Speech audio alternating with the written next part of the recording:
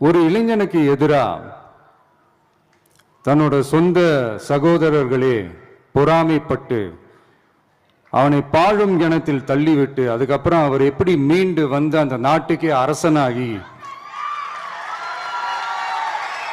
யோசேப்பு அப்படிங்கிற ஒரு இளைஞனோட கதை. யோசேப்பு அவங்க அப்பாவுக்கு ரொம்ப செல்ல பிள்ளை. இதை பார்த்து மற்ற 10 அண்ணன்களுக்கும் அவங்களுக்குலாம் ரொம்ப கோபம். இந்த யோசேப்பை பார்த்தோட அவங்களுக்கு ரொம்ப கோபம். ஒரு நாள் அவங்க பொறாம எந்த அளவுக்கு போச்சுன்னா, யோசேப்பை ஒரு ஆள் இல்லாத பாலுங்கிணத்துல தள்ளி விட்டுட்டு அவன் செத்து போயிட்டான்னு வீட்டுல போய் சொல்லிட்டாங்க. ஆனா அங்கதான் ஒரு ட்விஸ்ட். அங்க வந்த சில வியாபாரிகள் இவனை மீட்டு எகிப்து நாட்டுக்கு கூட்டிட்டு போய் ஒரு அடிமையா வித்துட்டாங்க.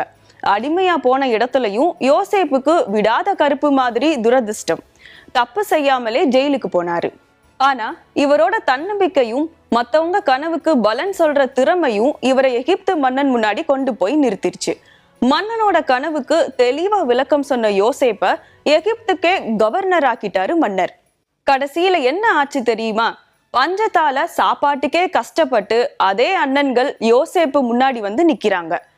யோசேப்பு நினைச்சிருந்தா பழி வாங்கியிருக்கலாம். ஆனா கிணத்துல தள்ளி விட்ட அண்ணன்களையே மன்னிச்சு அவங்களுக்கு சாப்பாட்டு போட்டு வாழ வச்சாரு யோசேப்பு.